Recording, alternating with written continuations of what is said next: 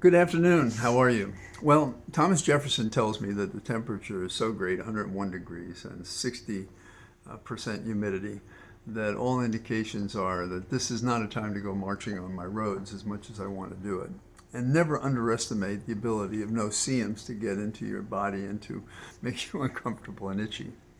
But one of the things that does make me want to scratch an itch is what I saw today and heard today among the talking heads on Sunday.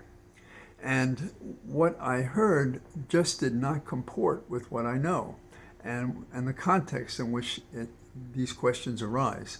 And what we're really talking about is talking heads, hosts and guests saying, well, I sure hope we'll keep the tone down. We just have to, be very careful now how we speak to each other. And when they're saying that, what they're really saying is they're saying that we, the Democrats, by criticizing Trump for his monarchical views and for his talks of terror and coercion, for the policies he claims he has, for his abandonment of the working man and woman, for his indication of accepting horrendous proposals found in a document, the 2025 document, and wanting to be a dictator on the first day and every day after, in my opinion, should he take that step. So that's the man we're dealing with. And because of his aggressive talk against people, individuals, and for years now, we're asking Dems if they caused it by calling him out for his violence and for his positions and who he is and what he said and what he said he's going to do. So that's a real shocker to me. Now, while the Democrats are tending to their knitting, being encouraged to be quiet, the Republicans are out there blaming the Dems for somebody coming to shoot, apparently, Trump at one of his outdoor Hitler-like rallies. There are a lot of questions about that shooting, by the way. The biggest question may be, how is it that people complained about a shooter outside the area of the venue who was carrying a rifle and they did nothing about it? How does that happen? How did this young man become proficient with such a rifle? He's 20 years old. There's nothing indicated in his past about this kind of conduct. And when we ask the question, why did he do it? Plainly, he had a disagreement with Trump. This is not a mystery. And, if we were talking about some saintly figure, maybe it would be a real question. How could this possibly happen? But when we're talking about Trump, we're talking about an obvious catalyst for chaos and violence. He has stated he would do all sorts of things at different times to Hillary Clinton. Maybe somebody could shoot her. And that'd be one way to avoid her putting certain people on the Supreme Court.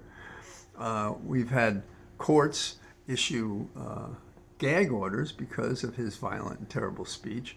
And still, we have hosts and guests scratching their heads. What could possibly be the cause of all of this? How could anybody come to one of his rallies and shoot at him? And, well, it's of course good that he survived, but for who he was and how he conducts himself, the people, one person who did die would not have died because they would have just gone to a rally with a regular politician, conservative or far right, as may be the case, and they would have participated in the democracy that we imagined and promised in 1776. Instead, they have to be concerned about the treachery of what Trump says every day. So when they go to one of these open air events, that someone will not find some way to attack Trump. Now, the person who shot him was a registered Republican. I don't know what you make of that. He's 20 years old. How did he become proficient in this weapon? How does that happen? And there are other questions about the case that as an investigator I'd be very curious about. But to watch the hosts of shows invoke a kind of Disneyland possibility for our politics, like, Oh, we're just going to have to change the tone. We're all agreeable. We have to change the tone. The talk we're hearing on this Sunday, this is what we have to do. But that is dead on arrival tomorrow morning when these people have their coffee. And it was really dead on arrival today.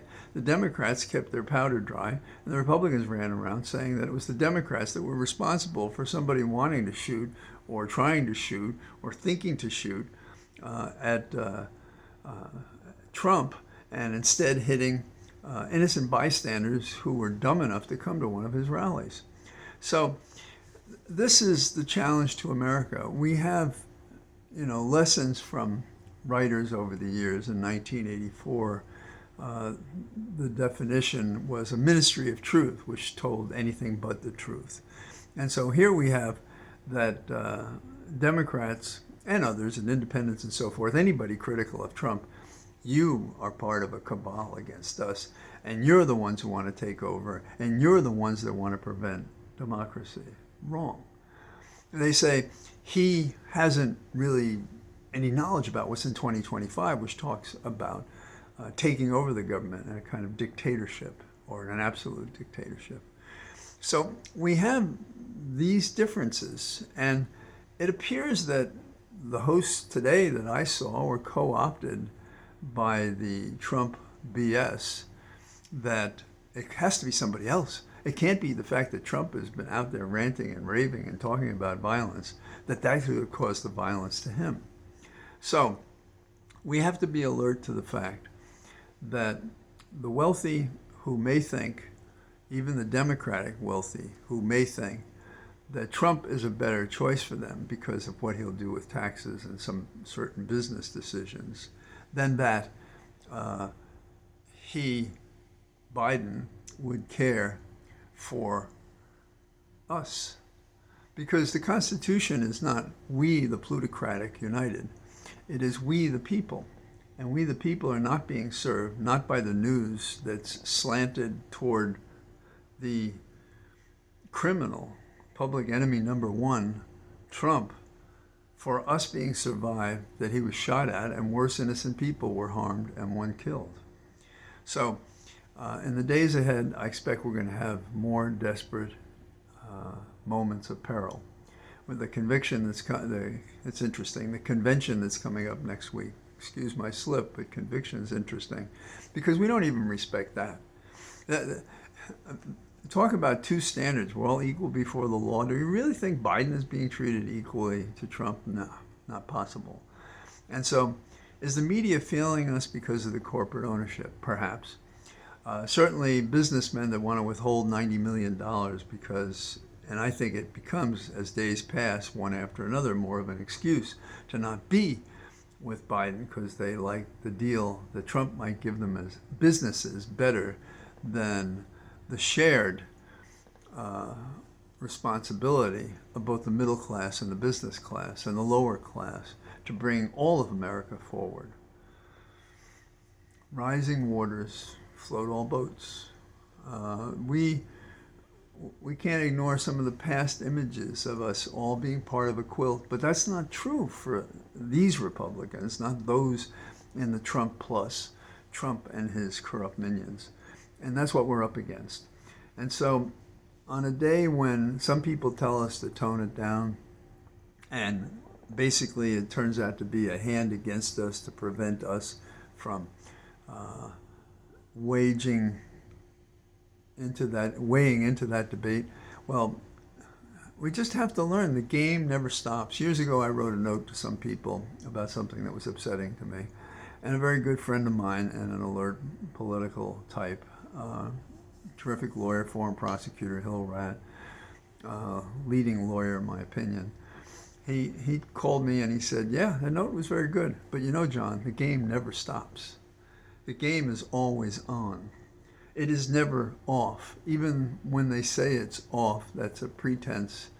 That is a pretend that we're off. We're not ever off. And that's how you have to look at this campaign. People want to lull us into a place of just being quiet. Doesn't that feel better? We don't have to fight. Just come along with us. We'll take away your freedom. We'll take away your government because you challenge business because there are more of you. So a dictatorship is the answer to that, always has been. And it's been upsetting to the Republican Party in particular in its various transformations that more people mean policies that don't always favor business. And business invites this kind of scrutiny when it expands its income because of the productivity of workers and doesn't bring them along for the ride. That it doesn't care about the lowest classes. That it wants to eliminate those transfers that make it a community agreement. How do we take care of the wealthy? How do we take care of the middle class? How do we take care of the lower classes? We have done that. We can do it again. Biden has a proposal to do it. Trump does not. Trump is of the school that greed is good. And that's not American. That's not in our Declaration of Independence. All men and women are created equal. It's not in our Constitution, which is a document that talks about we the people, not businesses. The Supreme Court of the United States has decided to throw its lot with business. And so now a president is immune for whatever act he does. We'll be changing that, I expect.